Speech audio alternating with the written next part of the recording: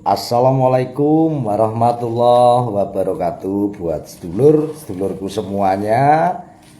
Ya khususnya di malam ini khusus untuk sedulur pecinta Kungmania atau Anggungan seluruh Nusantara, bahkan seluruh dunia yang ada di sosial media meskipun di luar sosial media. Di malam hari ini kita kembali lagi dan tak ada bosan-bosannya dengan tayangan Mangun Jawa Channel di malam hari ini. Ini lagi ada kegiatan rutin tiap malam sedulur, tiap malam. Ini sedulur, untuk tiap malam itu kegiatannya pengemasan makan racian untuk burung perkutut sedulur. Nah ini pengemasan sedulur. Jadi malam pengemasan, sorenya untuk pengiriman. Oke, untuk pengiriman. Dan alhamdulillah banyak yang cocok dan banyak langganan. Masih bersegel sedulur, langsung disegel ya. Jadi di malam hari ini daripada nggak ada kerjaan yang begitu berat, makanya pekerjaan yang begitu ringan itu yos ini pengemasan pakan racian aja dulu, pengemasan pakan racian, oke, sekaligus pados tambah rezeki saking Gusti Pangeran, mugi-mugi dipun berkahi, dipun paringi kelancaran, dipun paringi kecocokan antaranipun pelanggan, ya. Ini nanti kita bisa sambil ngobrol-ngobrol tentang burung perkutut pastinya.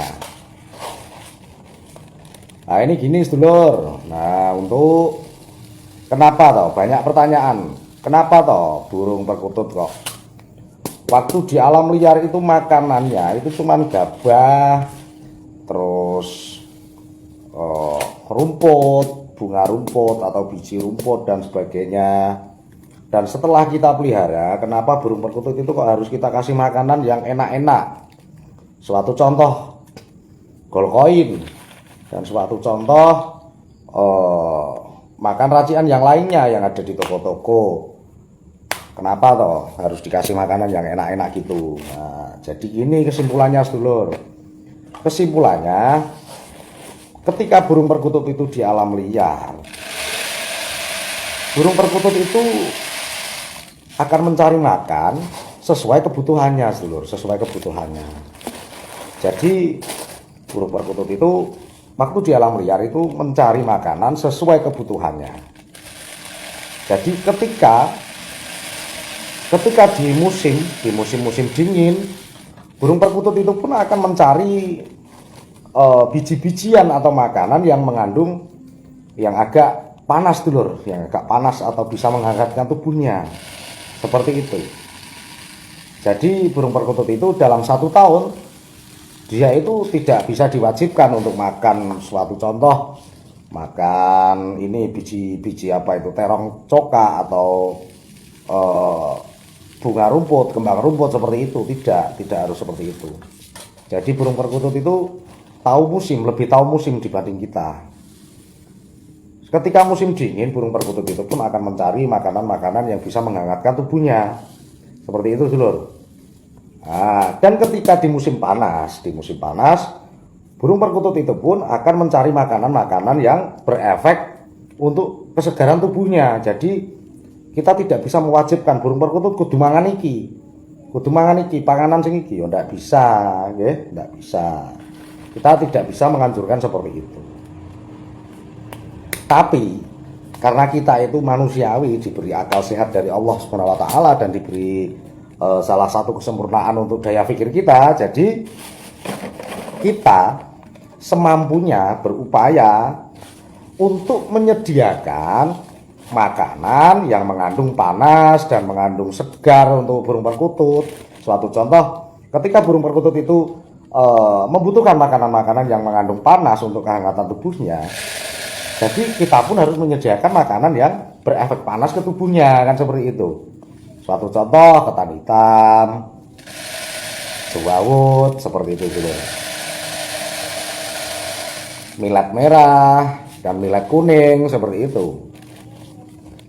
Nah, jadi untuk penyeimbang biasanya dikasih millet putih, itu untuk kesegaran, netral dulu. Nah, untuk kesegaran, suatu contoh biji sawi. Nah, biji sawi itu untuk kesegaran. Jadi untuk cuci mulut, paribahasanya seperti itu. Peribahasanya seperti itu, untuk cuci mulut dulu. Cuci mulut. Terus suatu contoh kenarisit, gitu, kenarisit. Nah, dan untuk membersihkan tenggorokan atau di masa-masa pemulihan setelah sulam, biasanya burung perkutut itu akan mencari gabah dulu, akan mencari gabah, karena gabah itu begitu banyak manfaat untuk burung perkutut, begitu banyak. Bahkan di alam liar burung perkutut itu gabahnya itu gabah-gabah di sawah itu biasa, seluruh gabah yang besar-besar itu. Nah, jadi burung perkutut kan tidak semuanya dari alam liar. Kita menemui burung perkutut dari usia dewasa, dan kebanyakan pula kita dapat hasil dari peranaan atau dari loloan, seluruh dari loloan. Jadi kalau burung perkutut itu tidak terbiasa makan gabah seperti gabah-gabah yang besar, gabah di Jawa. Nah, sebaiknya kita pun juga menyediakan gabah Bangkok, sedulur ya. Gabah Bangkok itu kan ukurannya agak kecil. Gabah Thailand lah, gabah Thailand itu agak kecil ukurannya. Jadi burung perkutut itu tidak akan kaget, akan melatih untuk makan gabah seperti itu.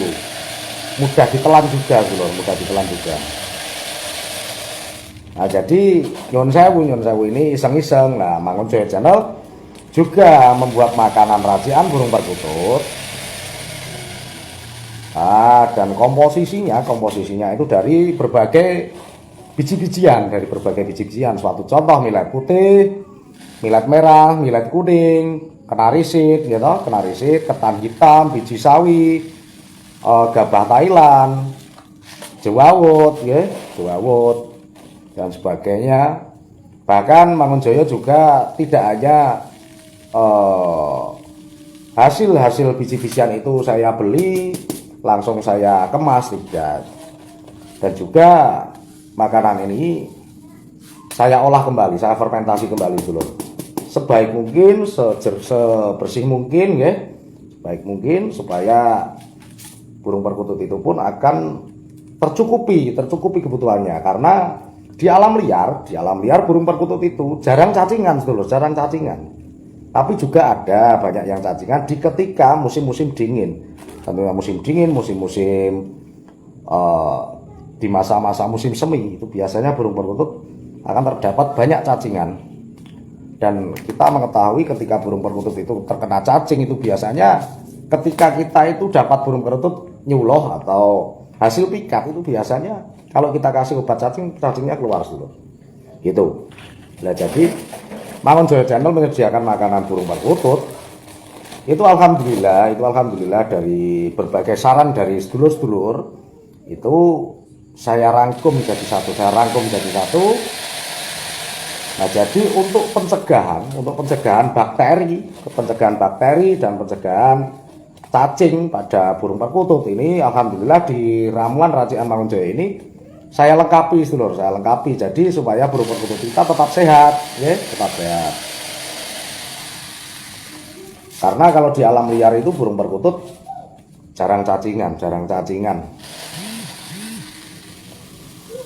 Dan lagi pula burung perkutut juga diperlukan untuk kita sediakan ramesan, sedulur, seperti pecahan bata, pasir laut, atau tanah merah yang kita keringkan, kita sediakan supaya untuk membantu proses pencernaan, sedulur,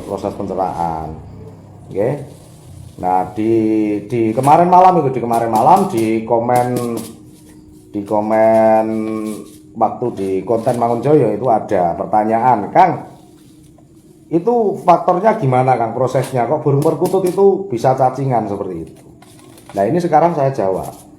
Burung perkutut itu terkena cacing itu satu faktor, karena burung perkutut itu sifatnya itu kan menyimpan makanan di dalam tembolok ya dulu, di dalam tembolok itu menyimpan makanan. Ketika dia makan tidak langsung ditelan dalam perut, tapi disimpan dalam tembolok.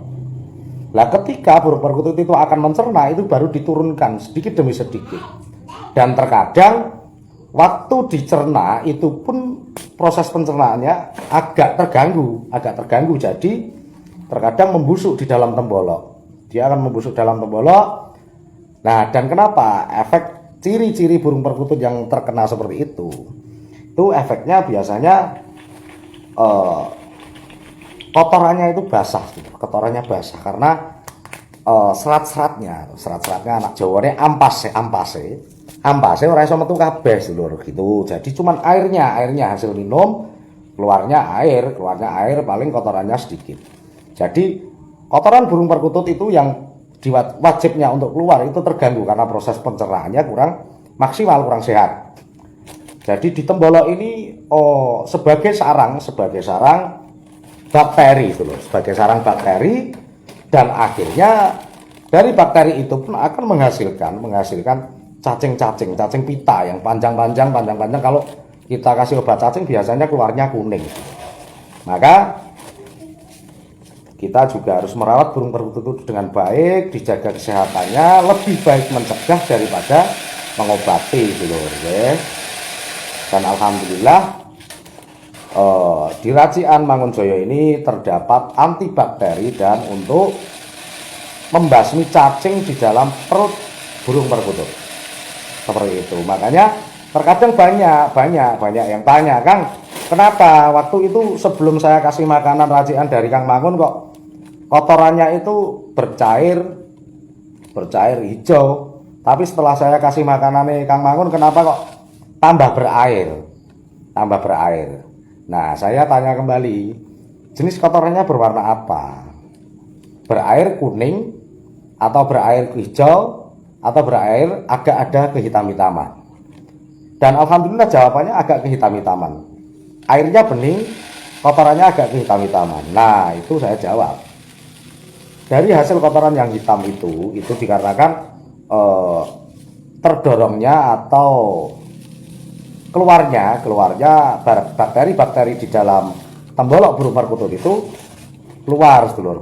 Nah, wujudnya itu di kotoran burung perkutut itu. Kotoran burung perkutut yang agak hitam itu suatu contoh, itu hasil dari keluarnya bakteri-bakteri dalam proses penggunaan makan racian dari Mangunjaya. Seperti itu dulur. Dan alhamdulillah lama-kelamaan 1 minggu atau 10 hari, dan alhamdulillah akan pulih kembali. Dan untuk kotorannya akan kembali keras seperti sebelumnya. Dan alhamdulillah itu masa pemulihan dulu. Lah, masih ada pertanyaan, Kang, kenapa kok burungnya belum begitu rajin? Nah, dan saya tanya kembali, belum rajin karena apa? Gitu, karena apa?